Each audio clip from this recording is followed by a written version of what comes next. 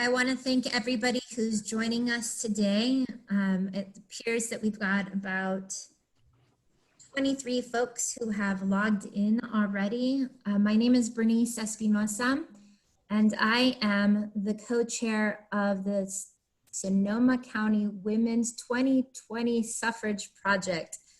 And I'm really thankful that you all are here today.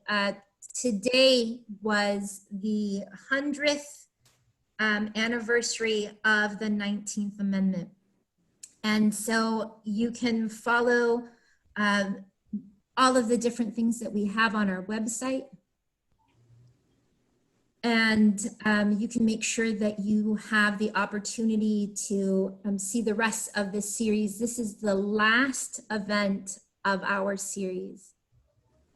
Ahora, antes que empiezo a hablar en inglés de nuevo, les quiero dejar saber si hay interpretación. Tenemos a nuestra intérprete Genevieve presente.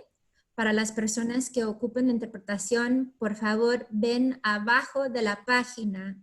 Hay un globo como un mundito. Escoge español y ponle que apaga el audio original para escuchar la interpretación. Nosotros sí podemos ver sus preguntas, sus comentarios en el chat para chatear, o también puede ser sus preguntas con Jenny al último. So one of the things that we do with this organization, this group of people, is that we have started the Social Justice and Advocacy Committee with a little bit of meaningfulness, just having a time, a mindfulness to let go and center yourself so that we can have this conversation, because there's a lot that's happening right now. So I'd like to invite people just to take a really quick moment with us and before we enter into this deep discussion. And if you feel comfortable, to close your eyes, put your hands in a comfortable position, and breathe in and breathe out. Breathe in the power of your ancestors. Breathe out oppression. Breathe in the beauty of our identities, and breathe out divisiveness. Breathe in celebration.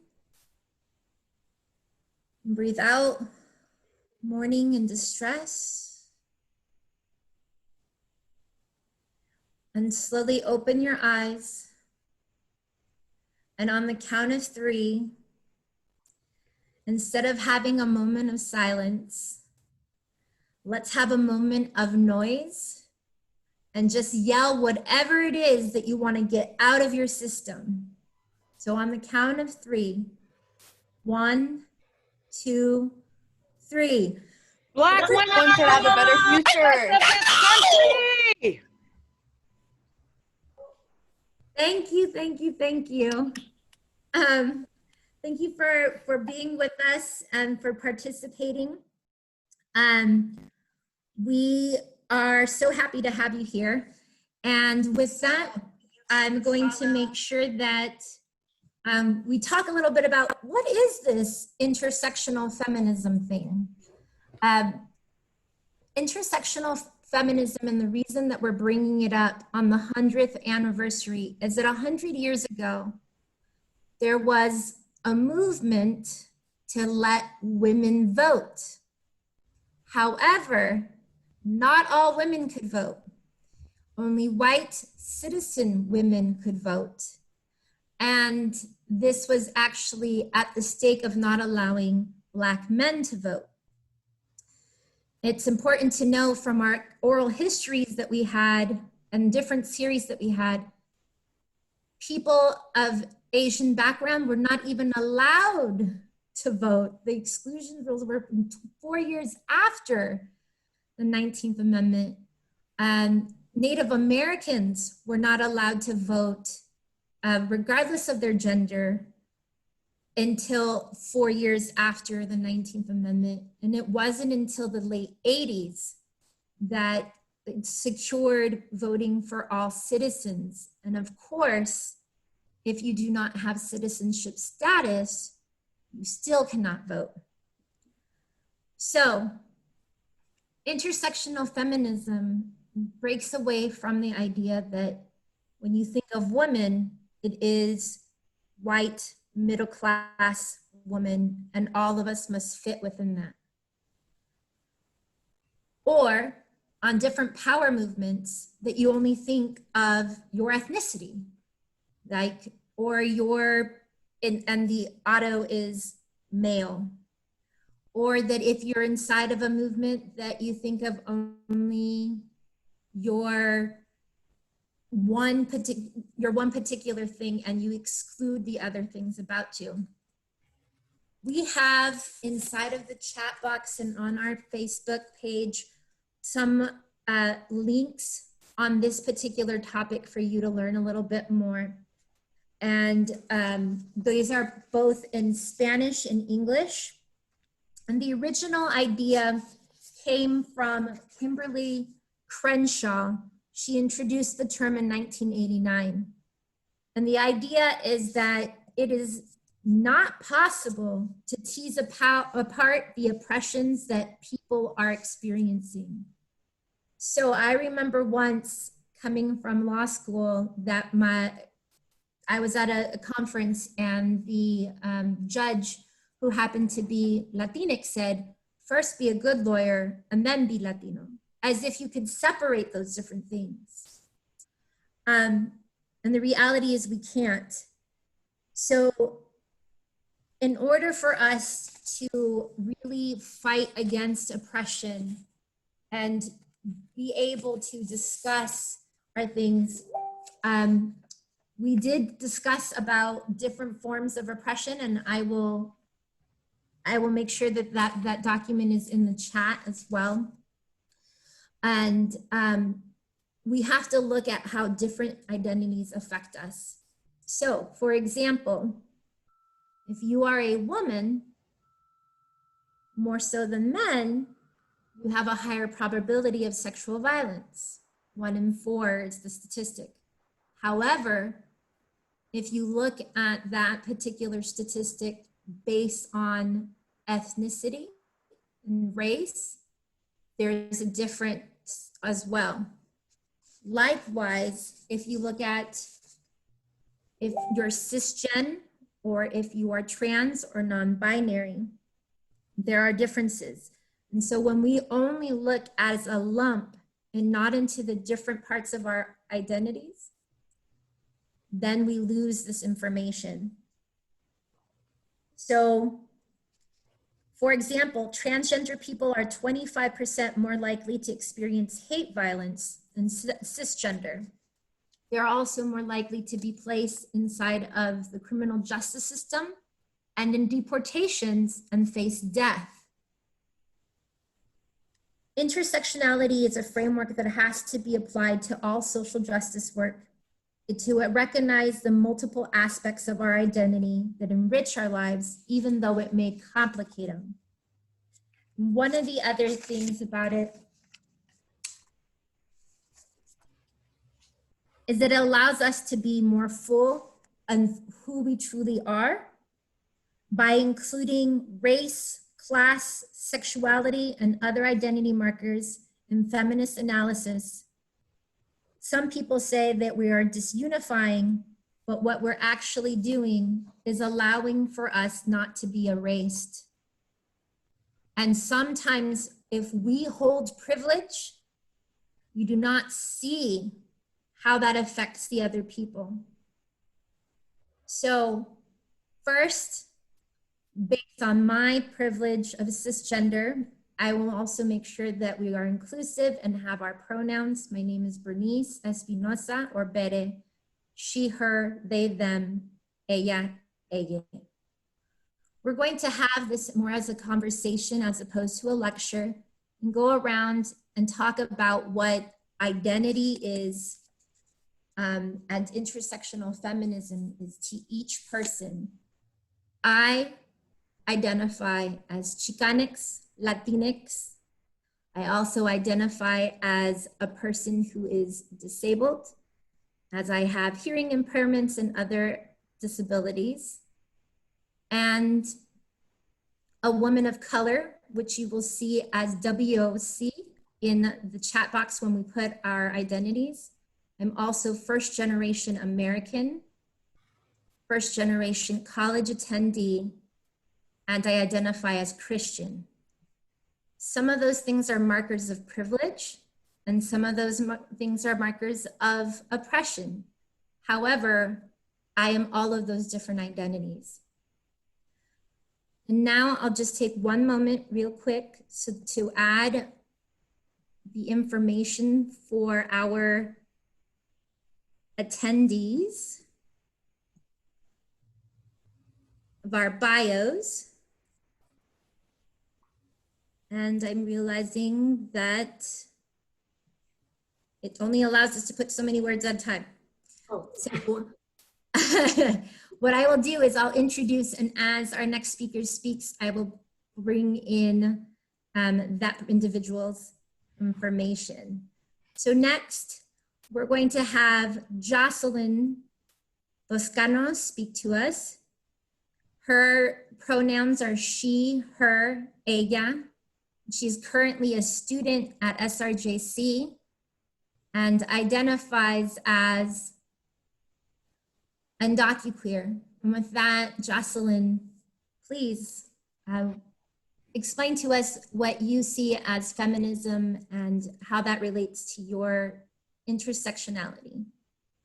Got it. Thank you everyone again for coming. And I've had a complicated story with feminism growing up because, again, I do identify as Latinx, raised by immigrant parents. I am raised in a mixed status home. My parents are undocumented. I have DACA, and then my younger siblings have citizenship. And so with that, as Bernice had said earlier, I still don't have the right to vote. But feminism, I started exploring it early on within my own home. Coming from a Latinx family, my parents taught me the role of a woman, though they did have a more liberal view on it since I am the firstborn of 3, and my father thankfully encouraged me to pursue an education. That's why I'm going to the SRJC. And once I started exploring feminism at the JC, I actually joined Feminist United, which was my first stomping ground at the JC in one of the clubs. But early on, I felt very uncomfortable in that space because I saw that it was it was a Caucasian cisgender women area, and I was the only person of color in the group. And I felt very out of place, very uncomfortable very early on. But I thought there has to be one person has to start it, and has to be one person there so others can see, and there's another person, it feels more welcoming for the next person. So that's how I thought about it. And that's how I thought about all the other things that I have grown up with. Because first I was exploring feminism and came to terms with me exploring what my role in the world is as a woman, and as undocumented women, as a queer woman, slowly going through my journey and figuring each one out, basically. And what I noticed is that very early on, I felt like Bernice had said, people would put me and everyone else in categories, in boxes. I was either seen as one person or another, depending on where I was in society. Basically, in my job, I was one thing. I run a club on campus, Mecha de SRJC. So there I very much push my Latinx side, but I don't forget about all my other identities as well. But growing up, I realized that they aren't boxes. What I realized is that they are Venn diagrams. I don't know if remembers those Venn diagrams when you were as a kid where the circles overlapped. I see that's how I see feminism, very much literally intersectionality, where they all come as one. And you can do a mix of two or a mix of three or all at once, depending on where you are in society. But I want to my goal in life is to be myself fully throughout with all my identities all the time and try to incorporate that. And I think, and also tell me if I'm running out of time. I know I have about 5 minutes. But that's why I believe intersectionality is very important to talk about, especially in this day and age with everything going on with what had just happened with all the unfortunate murders of all the young black women and men. Sorry, I'm getting a little nervous. But yeah, that's basically how I grew up. I grew up learning restrictions, having to keep quiet about my identities. First, my parents would tell me to keep quiet about my undocumented status because they didn't want anyone to know about that. You know, it would be a restriction on my end, as they saw being a woman in their eyes was already a restriction as well. And just recently, I've been coming out as queer. I was actually going to come out at the panel earlier before COVID started at this panel, but here we are, we're doing it now. But yes, I used to see these things when I was very young as restrictions, but I see them as opportunities to be a person that people can see like that. I am like that person. So I want to join, I want to voice. I don't want to stay quiet and hide all these identities as I grew up, basically. I want to be that person where they can identify and come talk to me or ask me questions like we are doing here, exactly how we're doing here, whether it be on a panel level or on a personal level, to have my story out there, have my identifying markers out there for people to identify with me and have people not be scared to hide themselves how I grew up hiding it. And that's why I believe intersectional feminism is very important in this day and age, about promoting that equality throughout all genders, because that's what I see feminism as, not as women being better than men, as though people very much attacked me because that's what they believe what feminism is. I do not believe that. I believe feminism is just women trying to be equals on all genders. But that's how I see it as, yes. Thank you for that, Jocelyn. We have a community member writing, not a question, just a huge welcome to the queer community. We love you. Thank you. Thank you so much. And not only are we talking about this right now because of the 100-year celebration, but we have to recognize that right now, we can't just focus on my race, my social class, my gender, my different, we have so many things that are happening right now that are being attacked. As we are waiting for, we're seeing how the pandemic has disproportionately affected communities of color. We have seen that LGBTQ plus rights are being taken away.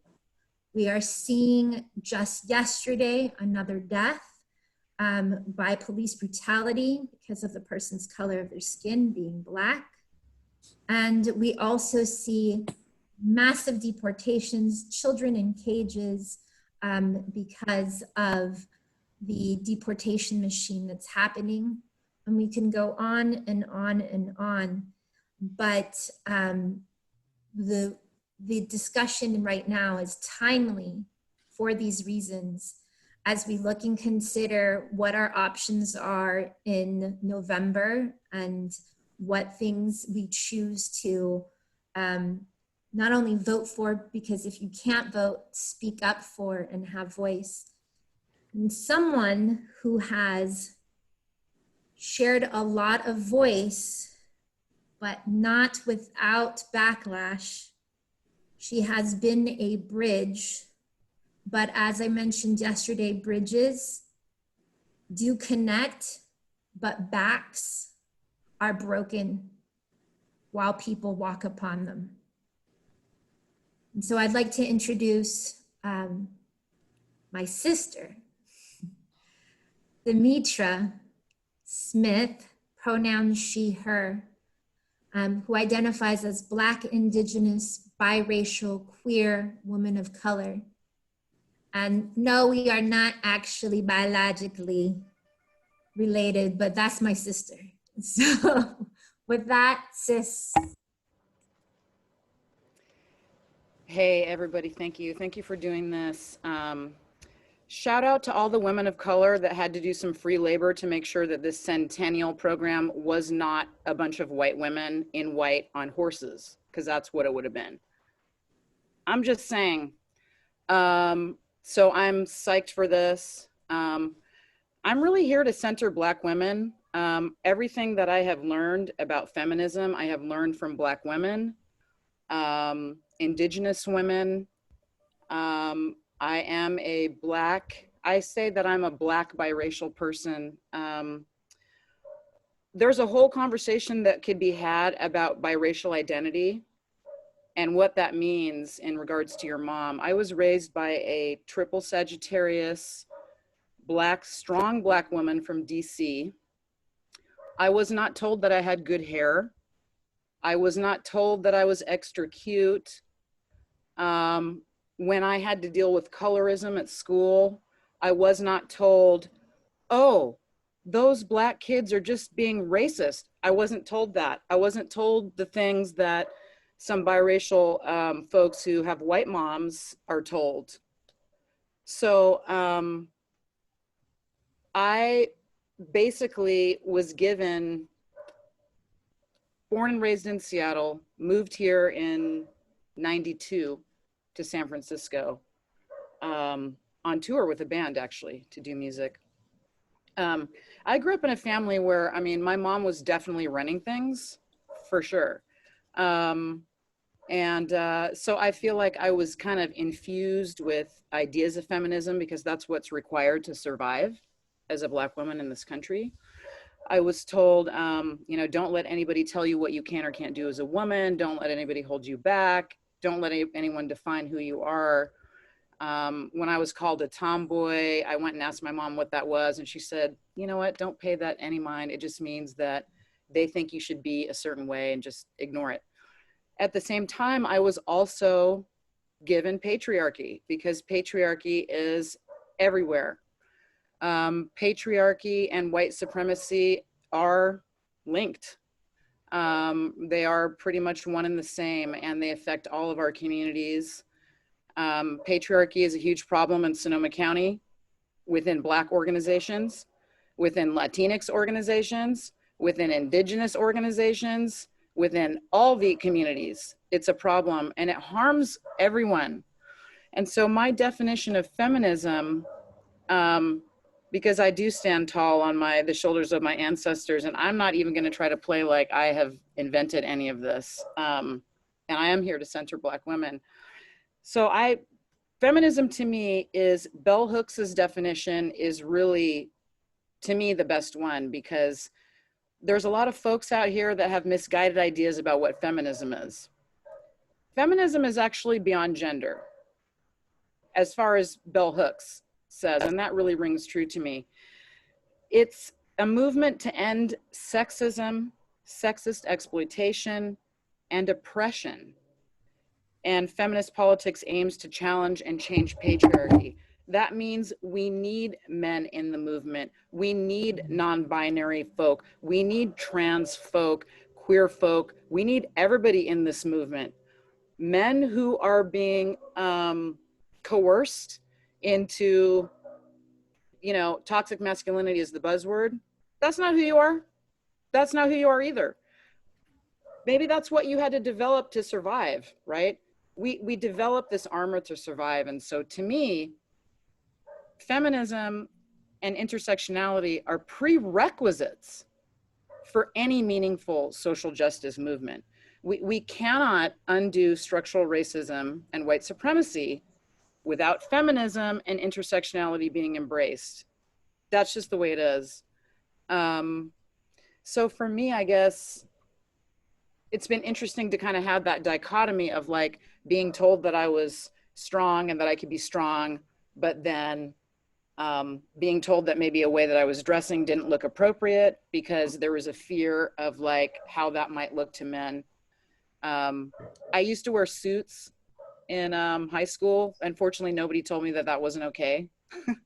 I'm also, I'm a Black weirdo, and I'm a punk rocker. And so I came up in an underground scene that was DIY, that was queer, that was not mainstream at all. And so I've never been able to adapt or fit into any kind of mainstream concept of who I'm supposed to be.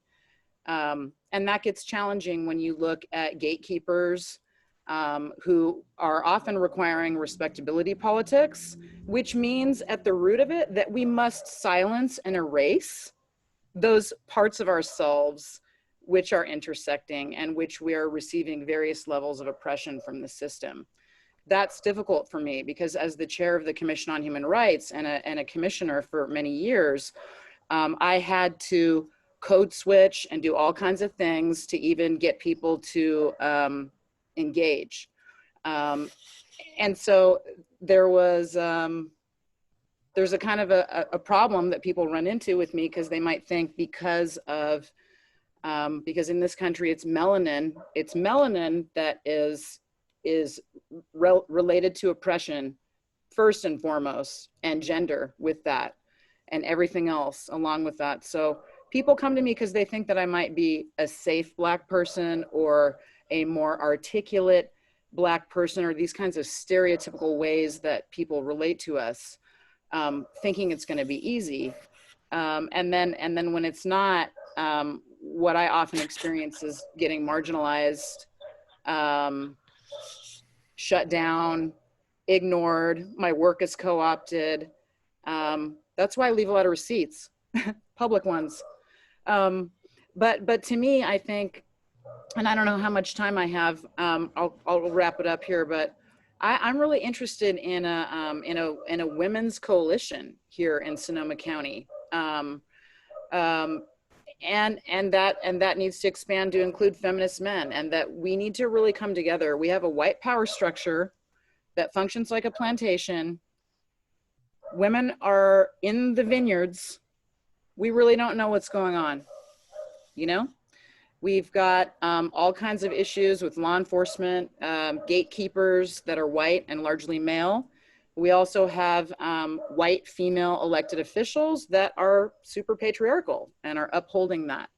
And so I'm really excited about Black, Indigenous, Latinx, Asian, women of color running for office and changing this dynamic, because we can talk about intersectionality all we want, but we really need the agency. And I'll wrap up by saying that I spoke about intersectionality at the Women's March in Sonoma Valley the first time because it is a prerequisite. I spoke about the women that couldn't be at that march because they were taking care of the babies of the women that were at that march, or cleaning their homes, or whatever it may be, or didn't feel safe. And after that, I asked the committee to focus on the women that actually make this valley function. And I was told that white women would feel left behind. So I didn't speak at the march the next year. I went to Petaluma because Petaluma's getting stuff done. So anyway, I love women. Women are amazing. I've learned everything that I know from Black women, from Indigenous women, and I'm proud to be a woman, and we need to uphold Black trans women, and Breonna Taylor's killers need to be arrested. And it angers me that we have to keep learning from Black women how many Black women are being killed, how many Black trans women are being killed. We have to keep seeing Black women on television, on social media, displaying their pain and telling us what we already know to be true.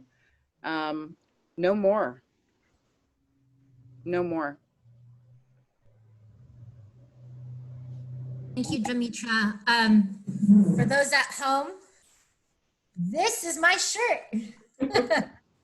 Bell hooks with the lowercase b. You'll see that in my I lowercase my b for Bere.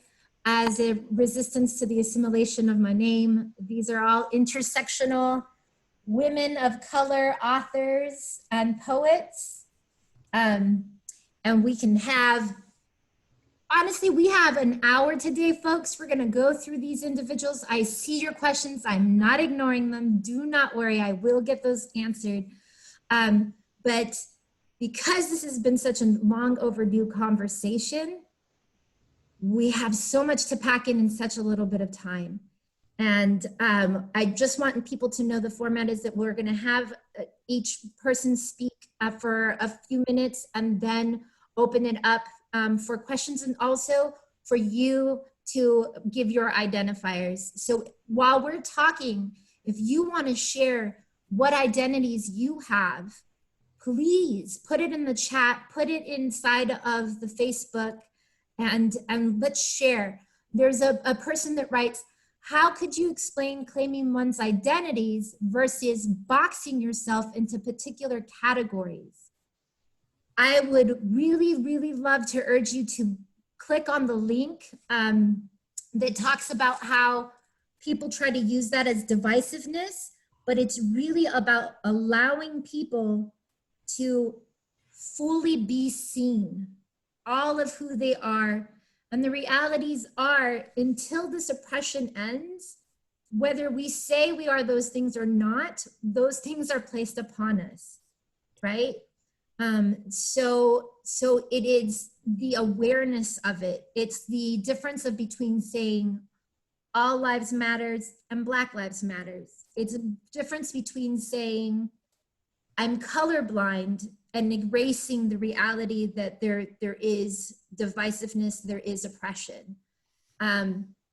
It's kind of like Marie Antoinette having everyone eat cake, right? So with that, I'm gonna transition over to Lorelle Saxena, who identifies as Asian American, first generation, and a mother musician. And I will allow for everyone else to be able to see the beautiful bio that she has, and does use she, her pronouns. Lorelle, we're ready to hear about what feminism and intersectionality means to you. Okay, first of all, Jocelyn, I want to say that I heard you talking about holding that space as the only person of color in the room and making the room safe for the next person of color to enter the room. And I just want to give you a lot of respect, because I know that's a really hard space to hold, and it takes a lot of courage. So thank you for that. Okay, I am a first generation Asian American. I identify as a woman of color. My pronouns are she and her. And I strongly identify as a feminist, and I tend not to append the prefix intersectional, only because to me, I feel like intersectional feminism is the only true feminism. I believe the prefix is necessary now, largely because of how much feminism has been co-opted by movements that don't really support the original intentions of feminism. Jenny, am I speaking too fast?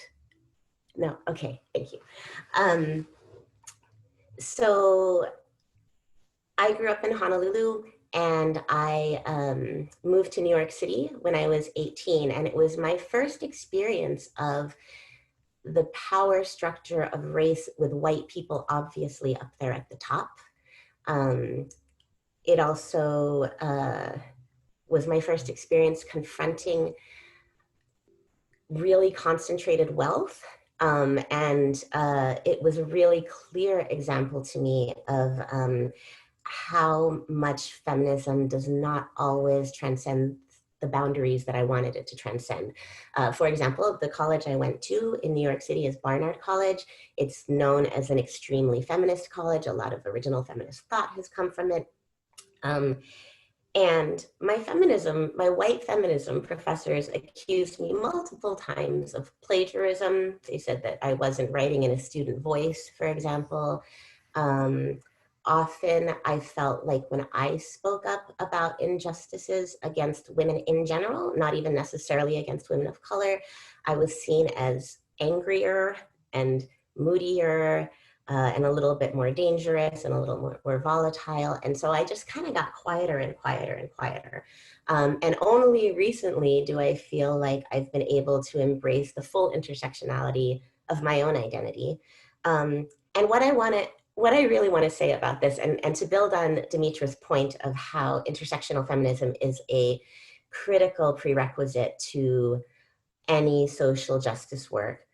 So if the important key to intersectional feminism is recognizing all of our identities, it's also critical to recognize our privileges. So for example, I am a woman of color. I have a doctorate in Chinese medicine, and I consider myself to have enormous educational privilege. I have some degree of financial privilege in that I am not usually worried about housing or food for many. I have the privilege of not being incarcerated and never having been incarcerated. I have the privilege of being fluent in English. I have citizenship privilege. So as part of being an intersectional feminist, I think it's incumbent on all of us to identify each of our privileges and how we leverage them to enact real social justice. So for example, I try to write for organizations that, that maybe are working towards social justice, but don't have a native English speaker writing their copy. I'll do some editing for them. In my practice, I endeavor to create a safe space for non-binary people in the trans community because there isn't enough of a safe space in holistic medicine for that community. I'm always working towards identifying my own biases. I think even as people of color, even as women, even as people who are educated about injustice, it's incumbent on all of us to scour our subconscious and our unconscious for bias, because the amount of medical error and medical negligence that happens as a result of unconscious bias is staggering. I think many people here have heard the statistics about how Black maternal deaths, deaths of women in labor, are 4 times higher among Black mothers than white mothers. 4 times higher, 4 times as many Black women die in labor. And that statistic has remained unchanged since the 1950s. So as a person who works in medicine, as a person with any degree of privilege, it's my job to change that. I don't work in obstetrics, but I can change systematic bias one person at a time and one patient at a time. And so in addition to making sure that we are all on the right side of intersectional feminism and we are not being distracted by white feminism and carceral feminism and all the other feminisms that are creeping on our true feminism, I think we really all need to look at our privileges, leverage them for the greater good, and be a little hard on ourselves to make sure that we're always working towards a solution and not part of the problem. That's all. Thank you for that, Lorelle. I will continue to refer to our link that we have on the article talking about intersectional feminism, why our feminism must be intersectional, and 3 ways to practice it. Guess what the first way is? Reflect. Reflect. Take the difficult work of investigating our own privilege is key to intersectional feminism. There is a Myers chart that has some different kinds of forms of privilege and oppression. And I will try to put that up into the chat. If we cannot, we will post it on the event later. But some of the things you spoke about, cisgender privilege, it can be one. I have elitism privilege because of the education that I went and I had. And sometimes I forget the words that I'm saying are not accessible, right? Because of my language access, because of my education. And so I thank you for making sure that we take a moment to reflect. And with that, I am super, super, super stoked to introduce our next panelist. Kaiya. I'm actually getting chills right now because the first time I met Kaiya was at Pride 3 years ago. And I happened to be talking about the prison to deportation to death pipeline of queer people. And then there was this amazing speaker that went up. But Kaiya also has this beautiful heart, and I appreciate her holding space for others, even when she's super, super extended. And I want to thank all of you, including our technical support, Chelsea, for holding space and for carrying the emotional labor that is having these discussions. That is real labor. You are doing real work. And with that, I'd like to introduce and thank Kaiya Kramer, she, her, hers, radio host on queer issues and member of the trans community. And I will let Kaiya talk to us about what feminism means to you. Thank you so much. And I want to thank all of you here for sharing space for me. It's, oh my gosh, I feel like, I don't know if you could notice, I feel like I've been moved to tears listening to all of your stories here about the fact that we're standing on the shoulders of these giants, these women who have fought for even my own right as a transgender woman of color to sit here and be here with you and to speak with you here in the 100-year celebration of what should have been so much longer and deeper in this country and in the world. As a transgender woman of color, as somebody who was assigned male at birth, I was born a boy. I was socialized male. And the things that I saw, the things that I said, the way I behaved, living and growing up and moving through this world being seen as male for 20 years of my life made me think that I didn't have any crossroads that fed into the intersectionality of feminism, that made me think that I was part of the problem. And so when you all talk about feminism meaning equity, irregardless of gender, meaning equity, irregardless of sexual orientation, meaning equity, irregardless of skin color, irregardless of socioeconomic status, irregardless of your education level, irregardless of which country you come from. My mom grew up in Thailand, and I was born in Thailand. And I have the privilege of being able to come to this country and participate in the citizenship process with my mother. That is a privilege that has not been offered to other people with brown skin.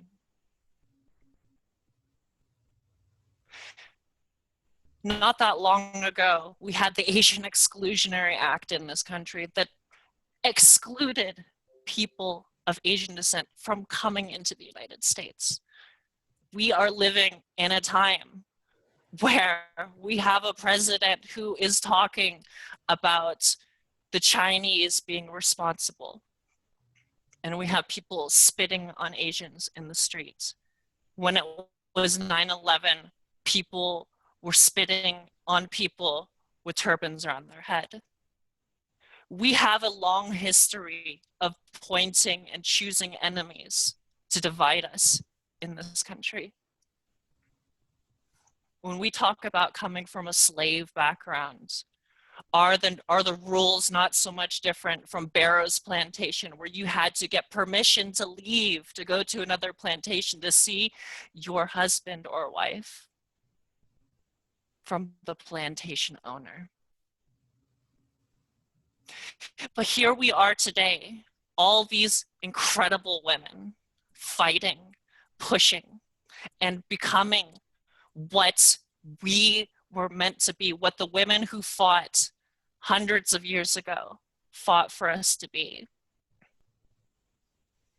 What feminism means to me is that I can be here with you. What feminism means to me is that other people who identify as transgender, who identify as queer, others who identify as gay, as lesbian, as bisexual, as asexual, as non-binary, those who are allies to the queer community, who feel ostracized for even being an ally. We are here fighting together. Intersectional feminism brings us the opportunity and the privilege. I know that I have privilege. I struggle, yes, every day. But my privilege is that I, as a trans woman who has, and not all trans women want surgery, but I have had the privilege of being able to get surgery. I have had the privilege of being able to get medical support. I have had the privilege of being supported and loved by a community that has helped me to learn what it means to be different.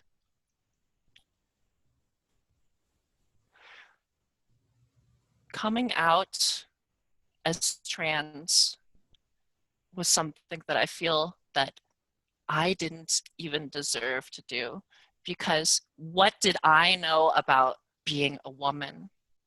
How could I, as the person I was, when I was presenting as male, I was as masculine as possible. I had girlfriends.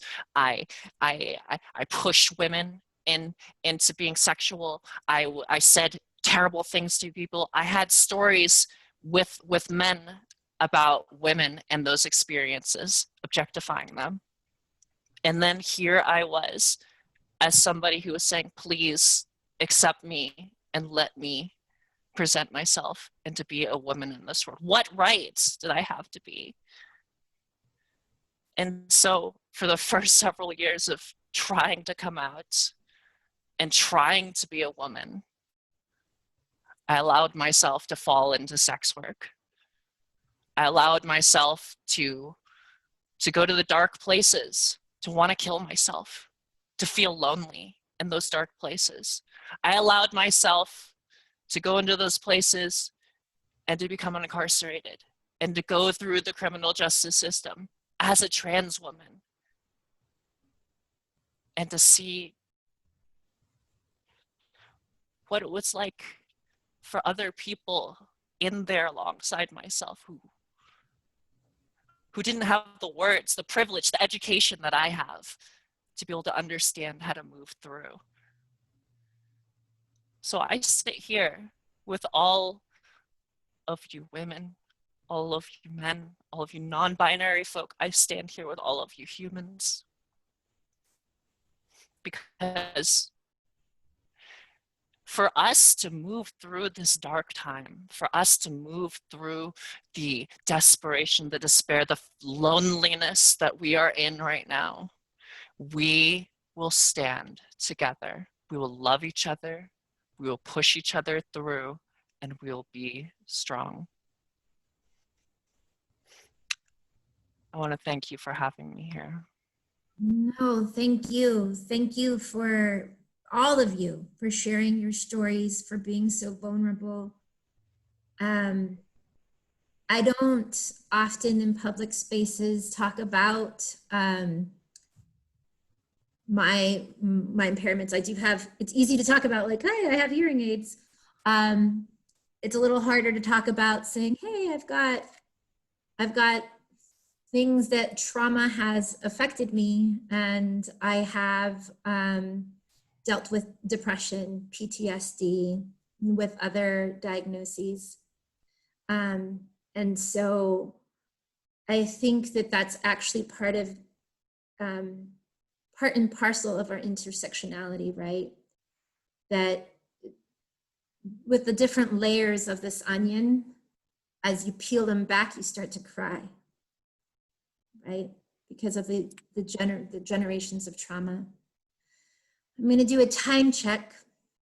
It's 6:22. Our program was set for 6:30 to end. Jocelyn will have to leave us at 6:30. But for those who are willing to stay, please continue to put your identities in the chat box and in the comment sections, and we will unmute you and you can talk to us about what feminism means to you. But I will get these 3 questions answered in the next 7 minutes. So the first one is to Jocelyn. Jocelyn, this is from Delashay. Does your family accept you being queer? If not, how do you cope with that?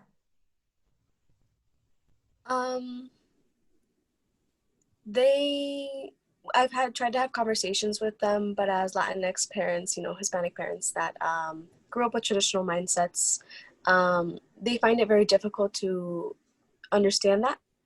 And so I cope with it by like doing subtle things, like even just putting this flag up here in my room, just subtle things for them to know that it's still here, even though I don't talk about it with them, because then that might start up conversations that they might not be prepared for, and I don't want to strain the relationship with them.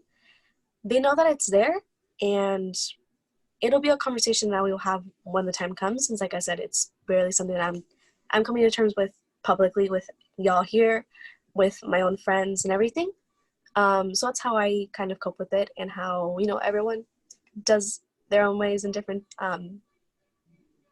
does their own things different ways. But it's a slow process for me.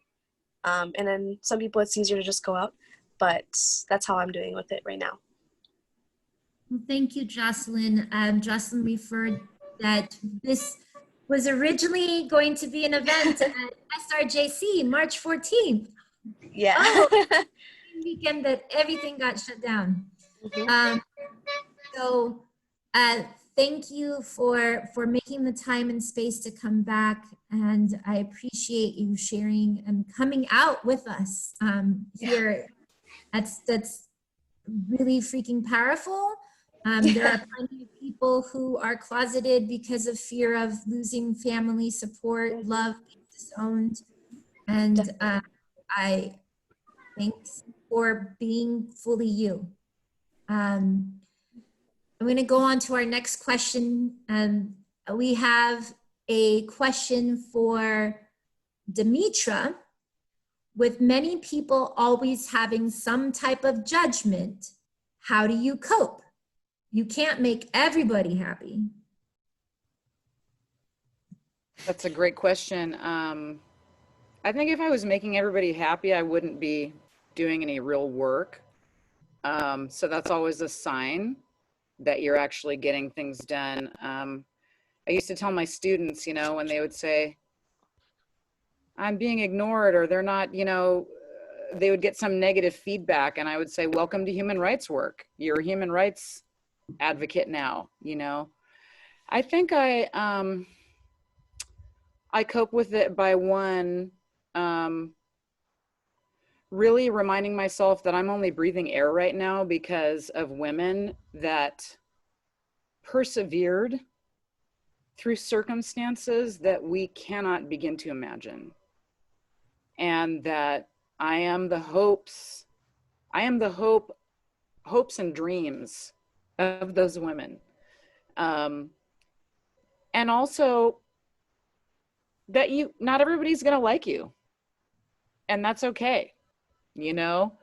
I think what's difficult for me is when I get really invested. Someone says it's not true, or tries to ignore it. You know, that's frustrating. But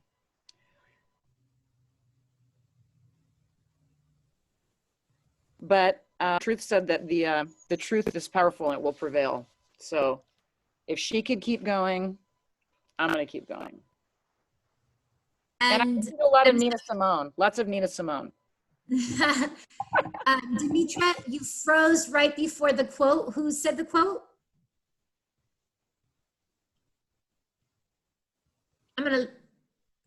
You froze right before the quote, so I'm gonna invite you to write who said the quote in our chat box. Okay, thank you. Will do. Now this is a question.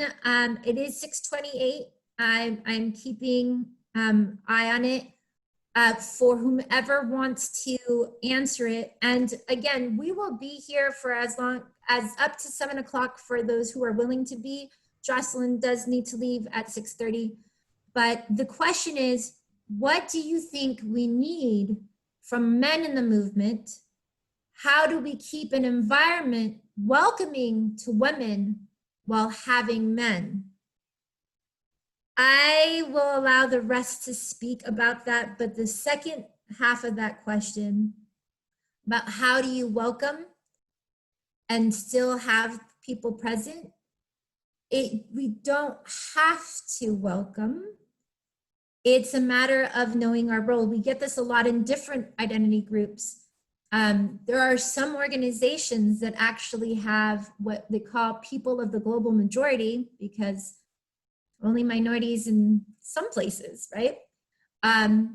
Front, and those with diminished privilege at the front, then white women, and then cisgender males, and the back of the room, to allow for the conversations for those who are normally excluded from conversation to have be the ones that speak.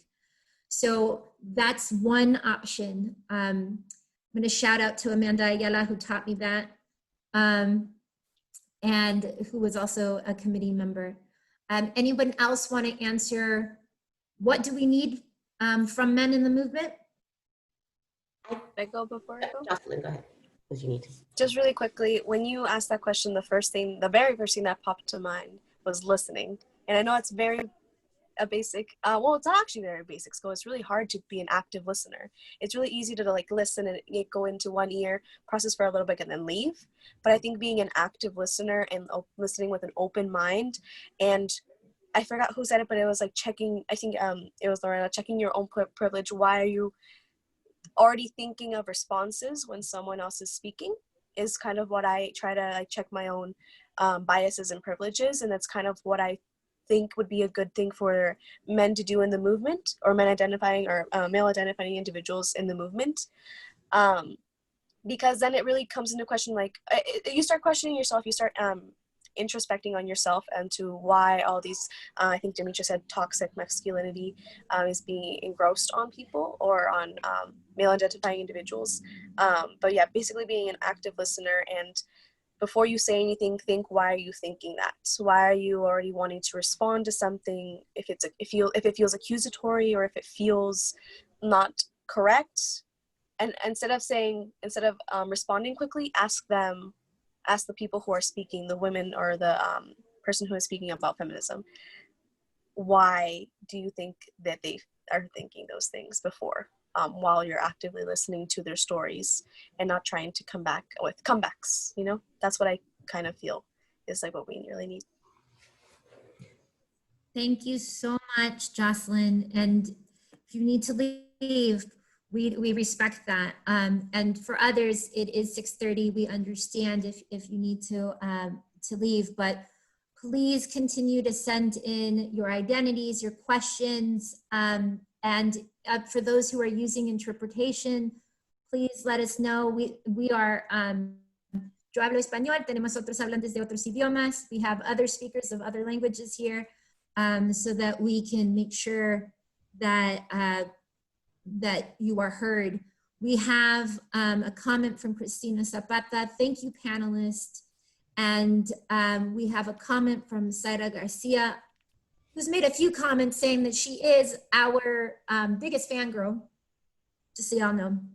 But also, particularly in response to Jocelyn, the Latinx community, my dad wouldn't talk to me for weeks at a time, and would like to know how we can make support and uplift Latinx community members whose blood relatives don't embrace their queerness, and recognizing that that's not necessarily true for all Latinx families, but it is part of the overall machismo culture that in patriarchy that's ingrained.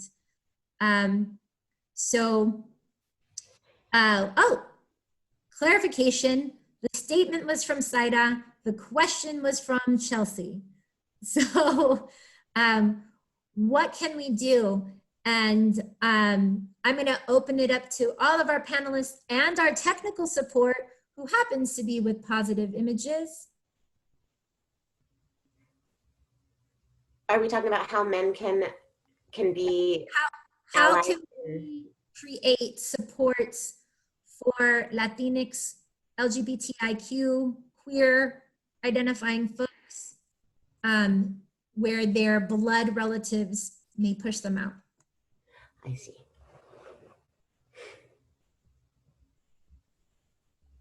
And this is not necessarily Latinx. We see that even with Black Lives Matters, some individuals locally had a view that did not include queer people, trans people, and also I thank Tony Ramirez for teaching me that just because you're trans does not mean you're queer. If anyone wants to speak on that, how we can lift up communities who feel pushed out by their blood relatives. It's also definitely a real issue in the Asian community, and in my own family, we've had people be disowned and usually undisowned later, eventually. But I think from what I've seen, I have a fairly large community of Asian friends who identify as queer and have come out to their parents who are originally immigrated from Asia. And it usually involves a lot of throwing up and nervousness, and sometimes breaking out in hives and being generally terrified for a while. The best support I've seen, I think, is just when we build our own families and our own communities, when we find our support and we find our communities of choice. And we hope that those communities carry and embrace us until and beyond the point that our families claim us back again. But if they don't, you know, we have our community and we have our people. And I think that's critical. And I'd also like to say, I think I don't know exactly how to say this, but I have recently developed a lot more empathy for my immigrant parents and how inflexible they were. This does not mean that we give a pass to homophobia at all, ever. But I think being an immigrant in a brand new country where you are not seen, where you become kind of invisible or scorned, I think it's terrifying. And I think terror leads to rigidity often. And so I think that we can, I find a lot of faith in, a lot of comfort in the Al-Anon concept of loving from a distance, safely loving from a distance, that if your family is not holding you and accepting you for who you are, then it means that they are not good for you. And it means that until they embrace you fully, that you may need to find some distance from them, and you can still love them, but from that safe distance, and be held in your family of choice, in your community of choice. I want to be clear, that's not embracing or forgiving homophobia in any way, but helping to feel a little bit less unmoored when your family of origin cuts you off, if that happens.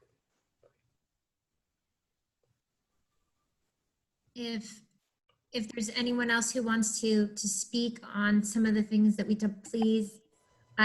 Associated, we have a comment from Juan Torres about in this idea of acceptance, how many Latinos don't support Latinx, which is gender neutral. And so that will be also, that's out there as well. Like how to support people who are pushed out. Why use certain language that is gender inclusive? I was going to go back to the piece about what we need from men, which I think ties into this. And I mean, when we're saying men, are we talking about cisgender men? Are we talking about male identified folks? I mean, my mind is kind of going to cisgender men because that's where I'm getting the most patriarchy, but I'm also getting it from women too, right?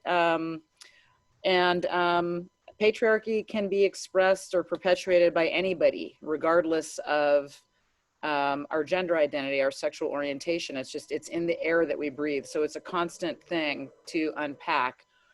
And I guess I feel like what I feel we need from men is to kind of have an understanding that that freedom from sexism and gender repression, all of this is affecting all of us. And so men also, there probably isn't a man out there that has wanted to do something and then the voice said, you know what, I can't really do that, I'm a man. That's the sexism. That's the patriarchy. That is what we need to undo, right? And so that feminism is not exclusionary. It's not excluding men. We need men in this movement. We need everyone to embrace feminism. That's how we get free. That's how we find out who we really are, separate from these ideas of who we're supposed to be. Mm-hmm. And that's something that, you know, when we look at queer identity, I mean, often there is, you know, there can be a religious component there, or a dogmatic component of religion, whether that's Catholicism or Christianity. Like, you know, my mom is from the Baptist tradition. She's a spiritual practitioner. She's not a Baptist now, but you know, she of course was indoctrinated with all that stuff. And so people really, I think they really feel like things are like if they embrace queer folk, that they're really going against this way that they've been taught to learn. And I don't know if I'm not a big fan of organized religion, but I do love seeing inclusive religion being practiced in a way that's inclusive. That to me is more like spirituality. But I agree with you, Lorelle, that sometimes your family, your birth family is not going to be there for you. And sometimes all skin folk ain't kinfolk. And, you know, sometimes we have to just be who we are and focus on the fact that who we are is enough and make our own family. And I know that's painful, but we can still support each other through that. Yes. I run into this a lot, like with patriarchy in the Black community, you know, this with homophobia. Mm-hmm. And I have to remind people of our great leaders, queer leaders, you know, Bayard Rustin, James Baldwin, Sister Rosetta Tharpe, the creator of rock and roll, you know, on and on. So we're out here, we always have been, and I just want people to know they're not alone. Men, we need you. We need you in this movement. Come on in. Let's unpack it all. Let's do it. I want the cisgender men to get a little skin in the game and to do it in a way where I want action and not performativeness.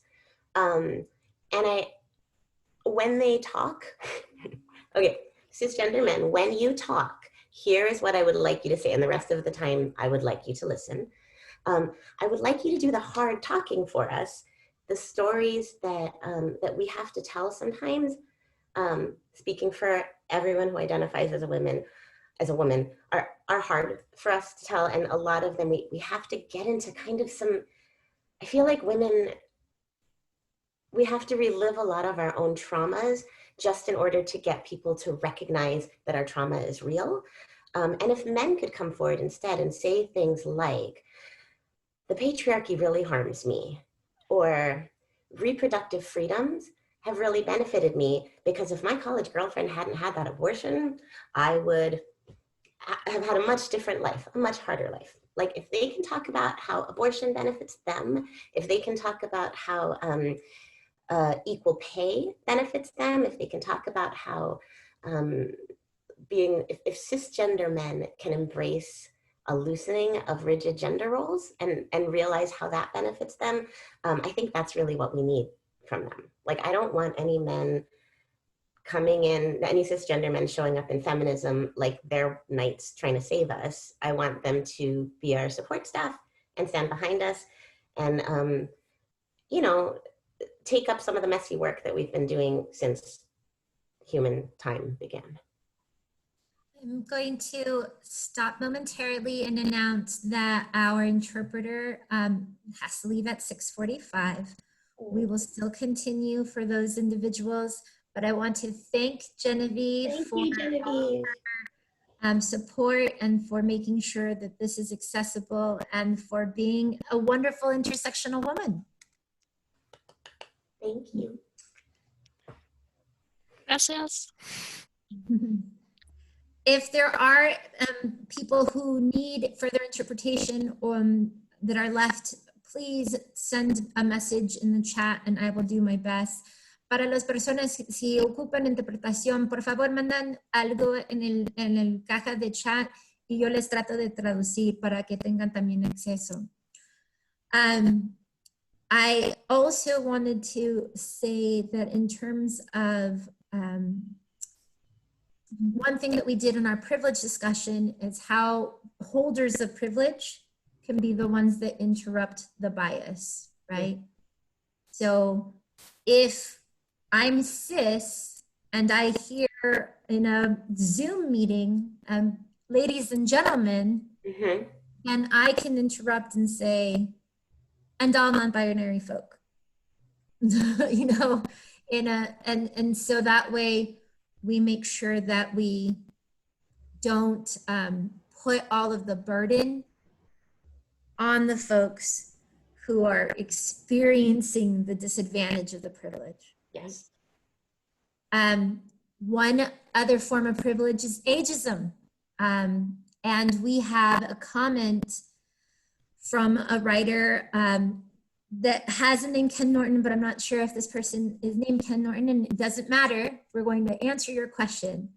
We have, thank you. You have come a long way and I'm proud of all of you to have the courage to be who you are. Inspiration for many young women. As an older feminist who has struggled for acceptance all my life, it feels so good to hear you all. Remember, older women have a lot to share and are often discriminated against. And with that, the question that is left is, we are standing on the shoulders of many who struggled. Often women do not support one another. That, oh, it's Elaine Holtz. Ah, Elaine, of course. Hi, Elaine. Hi, Elaine. Also a member of the Social Justice and Advocacy Committee. And yes, we do stand on the shoulders. Can we talk about how we can, there is this stereotype of cattiness, of not being able to get along, backstabby things. I honestly think that that's part of the patriarchy. It's totally a patriarchy. We were raised to have to compete with each other. So the minute I see you, I'm like, ooh, I can't be her friend. She's too cute. You know? or what we're put as the object of vision of eye of men's whatever, and therefore competing against each other for it. And so that's what I think, that we have to recognize that and then dismantle it and be like, and I know every single one of the women who are here does it, walking by someone and be like, "Ooh, you look beautiful today. Ooh, you are so intelligent. Ooh, thank you for that word. Wow, you're so strong. You're so powerful. You're so caring." And just without any instigation or necessary provocation, share that, because we often just hear so many negative things to us. To just share that love. And I think it's important to kind of point out that when men fight with each other, it's never seen as some kind of emotional imbalance or like, it's not like, oh, men have this issue where they're so like backstabby with each other. It's important to note, I think, how women's anger is often cast as trivial and unreasonable. And I think part of the whole catty stereotype lends itself to that too.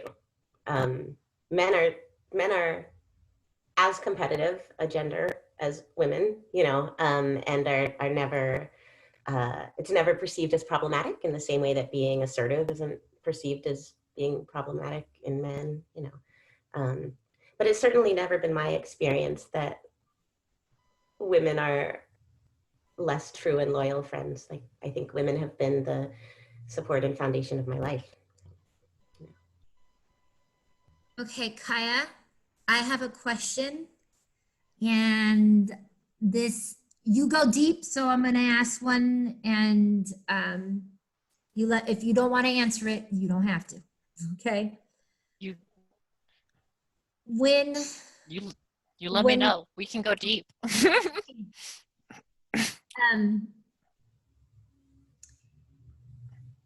Those of us who have been born into certain privilege, right? We didn't ask for it. I didn't ask to be cis. I didn't ask, for my ability, my ableism, but when I started losing my ableism and I felt that privilege go away, I am wondering, did you experience any of that from male privilege to being woman?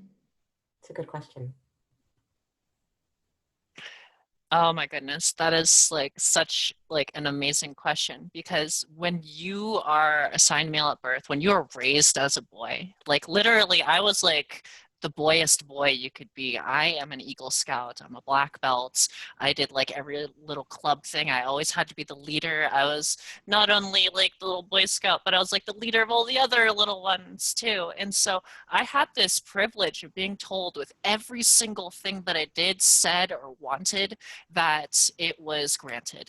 That it wasn't a question, that this little boy here has the right to become anything that his little heart desires. And then all of a sudden, going from being at the peak of privilege to being a well-spoken, articulate, educated, growing up in a good area. I mean, I grew up poor, but I was able to get into all the areas of privilege.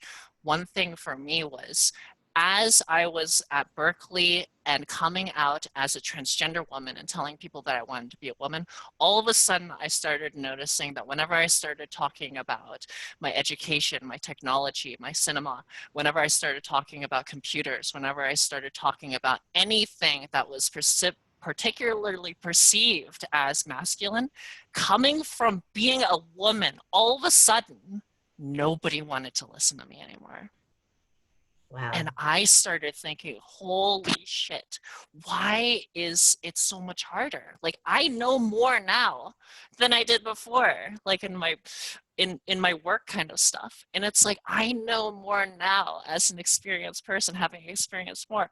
But the fact that I'm being perceived as an Asian woman now, I'm expected to sit down and shut the hell up. Mm. And I think the moment that it really truly hit me was when I was with my ex-boyfriend, who I was with for like 4 years, and we like go and pick up some furniture off of Craigslist, typical situation, and all of a sudden, like, you know, my boyfriend, he's talking with the guy, and they're talking, and then I'm like trying to, like, you know, be a part of the conversation, because normally I'm used to talking with the guys and doing that kind of thing and doing the guy banter bullshit, you know. And then, like, I noticed that, like, what I was saying just didn't register. It was like this, I saw the sound waves coming from my mouth and just like bouncing off of their ears. And then I noticed in that particular moment, looking over at the woman who was with the guy who we're buying the bathtub off of, like, I just like look at her and she's just like, and I was just like, Yeah. oh shit, how often had I done that when I was presenting as a guy? The boot is literally on the other foot.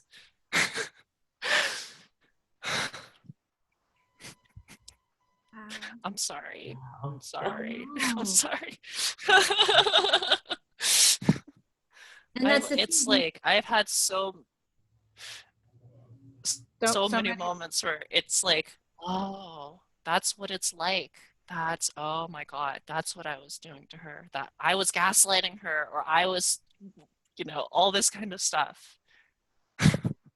I was just going to say that so many of us never get the opportunity.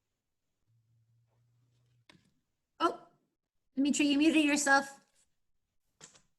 I was just going to say that so many of us never get the opportunity. You know, we grew up hearing these things. Oh, you have to put yourself in the other person's shoes.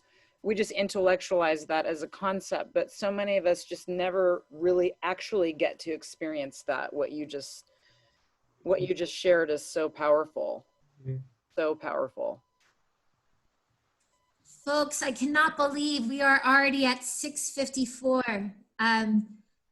There are some notes that are here. They want to, Nikki says, thank you all so much. I appreciate you. I'm so grateful for your words and work.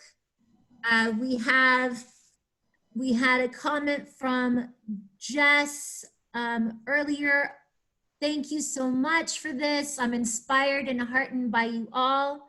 Thank you, Jess. And we also have Stacy, enjoyed the panel and has to leave now. This is just the beginning of the conversation. We are starting this conversation. I know I personally am going to go through the Facebook chats and read about your identities, and I'm making myself open for you to continue the conversation if you want. Please reach out to me. If any of the other panelists are willing to do so. We also recognize that that is a lot of labor, okay? So there's a lot of work that these folks have been doing and have been stretched nonstop since Kincaid. I'm also looking at my sister who has been nonstop. Lorelle, she's also a healer who has donated her time to healing from trauma during all of our fires. And Kaiya, you're just passion in your heart and speaking up, not just here, but on the radio all the time. I thank you so, so much. I am so, so thankful to each of you and for allowing me to be in community with you all. And I have hope that things can be in intersectional feminism because of all of you. And you. I want to jump in because Daniela on Facebook said, Bernice, props to you for moderating this really important conversation. Thank you. Bernice. And Nikki in our Zoom said, thank you all so much. I appreciate you all. I'm so grateful for your words and work. And said, great job, Bernice. And because of the wonderful technical abilities of Chelsea, this will be recorded and uploaded to our YouTube.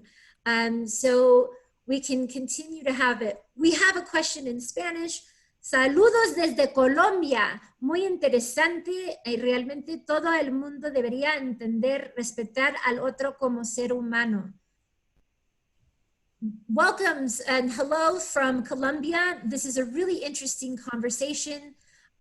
Really, all parts of the world should have this understanding, and we should respect each other, one or the other, just for being human. Gracias, Paula, Andrea. Te agradecemos su comentario. You know what? When we started this project, October 2018, I honestly said, excuse me, what? Why am I part of a celebration of white women being able to vote for 100 years? And now I know it's for this, because we're not going to repeat those mistakes, because the voices that have been heard in the last 8 months since December. Thank you to Leslie Graves, my co-chair of the project, who's been really doing the work of 20 people.